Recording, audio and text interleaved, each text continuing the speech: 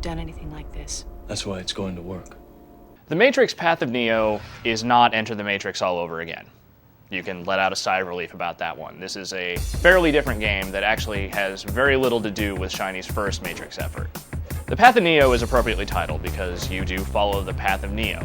You play as Neo, the one himself, the sort of pseudo-Jesus, and you play throughout the course of the 3 Matrix films. This is also a much more action-oriented game than Enter the Matrix was. It's basically a brawler with a lot more of the kung fu action and crazy bullet time shooting than what the Enter the Matrix had. This is also kind of a weird game.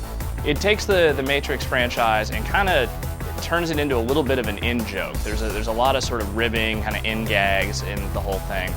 And the action is also really chaotic, and sometimes it's kind of hard and frustrating to keep track of. But if you're still a Matrix fan, however many of you actually are left out there, this is a pretty good game.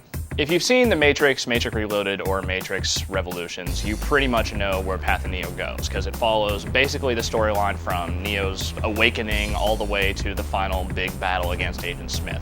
It's kind of weird because it takes a lot of the key action sequences from the film, like the big burly brawl thing from Revolutions. There's the big showdown at the end of the first movie, and like the big fight against Seraph, the guardian of the Oracle.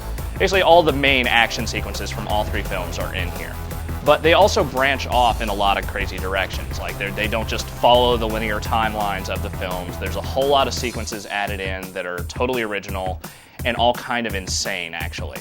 The whole tone of the storyline is also kind of weird, because there are a lot of the original spots, the new bits that have been written for the game, they try to emulate the films. They try to take on that sort of existential, serious tone, a lot of, poetic existentialism, whatnot.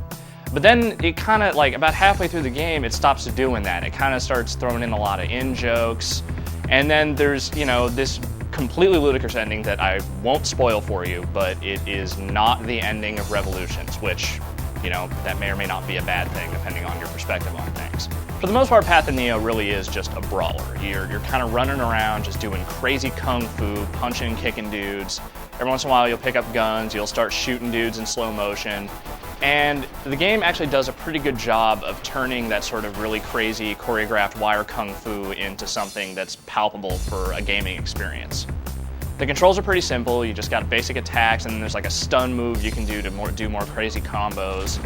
You can do all of this in bullet time, which slows everything down and makes it so you can do a lot more moves a lot faster, take guys out.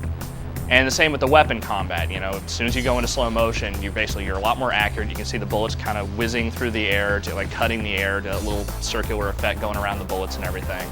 It's all pretty crazy, and the way the levels are set up, it really adds a lot of chaos to the action. But sometimes there's also just too much chaos. The way the targeting system works is that there really isn't a targeting system necessarily. So you're just kind of punching in all directions, sort of hoping to hit dudes, and sometimes that just doesn't really happen. It's hard to really tell who you're going after and when. Even if you're pressing in one direction, maybe you're still going in another direction because you're still going in another combo. Stuff just blowing apart all over the place. The frame rate's kind of taking a serious hit, as it does on both versions of the game.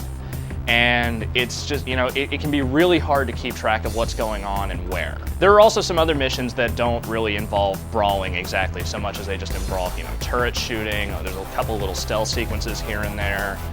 But for the most part, yeah, you're just running around, you're just kind of punching dudes, shooting agents, beating up agents. As fun as it is, it does wear a little thin after a while. Because of all the crazy stuff that's going on, it's not terribly surprising that the graphics in Path of Neo are not good at all. The models are just really nasty looking up close. And yeah, it's just a lot of low resolution, not much detail in any of the character models. The environments, just a lot of, stuff breaks apart real good, but if you just kind of stand around and look at it static, it's not so great. If you're one of the loyal few who went and saw The Matrix Revolutions and actually still cares about the Matrix franchise after seeing that movie, The Path of Neo is definitely for you. It's, it is not just a step-by-step retelling of the films, but it does do a pretty good job of just taking Neo, making him a game character, and letting you do all the crazy stuff that Neo can do. It's certainly not perfect, it can be pretty frustrating, and it's definitely got its share of story problems, but if you can deal with those things and you're not looking to take the game too seriously, Path of Neo can be pretty fun.